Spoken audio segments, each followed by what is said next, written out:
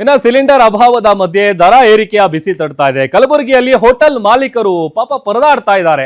ಏಕಾಏಕಿ ಬೆಲೆ ಏರಿಕೆಯಿಂದಾಗಿ ಹೋಟೆಲ್ ಉದ್ಯಮಕ್ಕೆ ಬಹಳ ದೊಡ್ಡ ಪೆಟ್ಟು ಬಿದ್ದಿದೆ.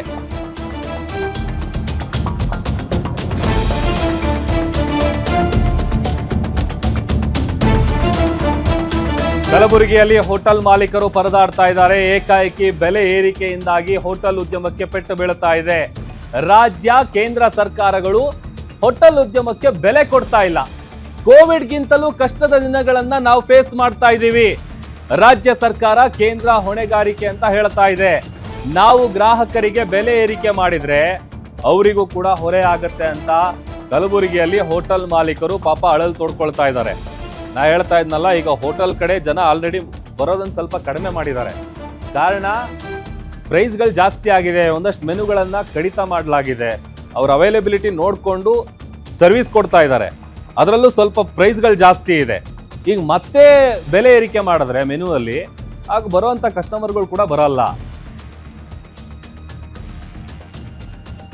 ಸಿಲಿಂಡರ್ ಅಭಾವದ ನಡುವೆ ಇದೀಗ ಹೋಟೆಲ್ ಮಾಲೀಕರಿಗೆ ಬೆಲೆ ಏರಿಕೆಯ ಬಿಸಿಯನ್ನು ಸರ್ಕಾರ ನೀಡಿರುವಂಥದ್ದು. ಇದರಿಂದ ಕಂಗಾಲಾದಂಥ ಮಾಲೀಕರು ನಮಗೆ ಬೆಲೆ ಏರಿಕೆಯನ್ನು ವಿರುದ್ಧ ಹೋರಾಟವನ್ನು ನಡೆಸ್ತಿರುವಂಥದ್ದು. ನಮಗೆ ಬೆಲೆ ಏರಿಕೆ ಬರೆ ಹೇಳದಂತಾಗಿದೆ. ಸರ್ಕಾರ ನಮ್ಮನ್ನು ಸಂಪೂರ್ಣವಾಗಿ ಕಡೆಗಣಿಸ್ತಾ ಇದೆ.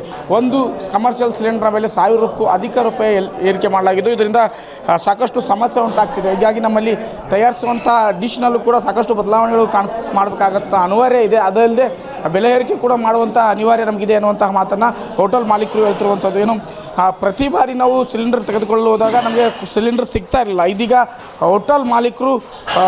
ಹೋಟೆಲ್ ಮಾಲೀಕರಿಗೆ ಸಿಲಿಂಡರ್ ಸಿಗದೆ ಒಂದು ಕಡೆ ಸಮಸ್ಯೆ ಆದರೆ, ಇದೀಗ ಕಮರ್ಷಿಯಲ್ ಸಿಲಿಂಡರ್ನ ಬೆಲೆ ಏರಿಕೆಯಿಂದಾಗಿ ಸಾಕಷ್ಟು ಸಮಸ್ಯೆ ಎದುರಿಸ್ತಾ ಇದೆ. ಹೀಗಾಗಿ ಅನಿವಾರ್ಯವಾಗಿ ನಾವು ಬೆಲೆ ಏರಿಕೆಯನ್ನು ಮಾಡಬೇಕಾಗತ್ತೆ ನಾವು ಕೂಡ ಅನ್ನುವಂತಹ ಮಾತನ್ನು ಹೋಟೆಲ್ ಮಾಲೀಕರು ಹೇಳ್ತಿರುವಂಥದ್ದು. ನೀವು ದೃಶ್ಯಗಳಲ್ಲಿ ಗಮನಿಸ್ಬೋದು. ಏನು ಪ್ರತಿನಿತ್ಯವೂ ಇಲ್ಲಿ ಸಾವಿರಾರು ಗಟ್ಟಲೆ ದೋಸೆ ಪೂರಿಯನ್ನು ತಯಾರಿಸಲಾಗ್ತಿತ್ತು. ಅದೇ ವಿವಿಧ ಪದಾರ್ಥಗಳನ್ನು ತಯಾರಿಸಲಾಗ್ತಿತ್ತು. ಅದು ಇದೀಗ ಕೆಲವು ಪದಾರ್ಥಗಳಿಗೆ ಕೋಕ್ ನೀಡಲಾಗಿದೆ. Srikanth Barol, guarantee news, Kalaburagi.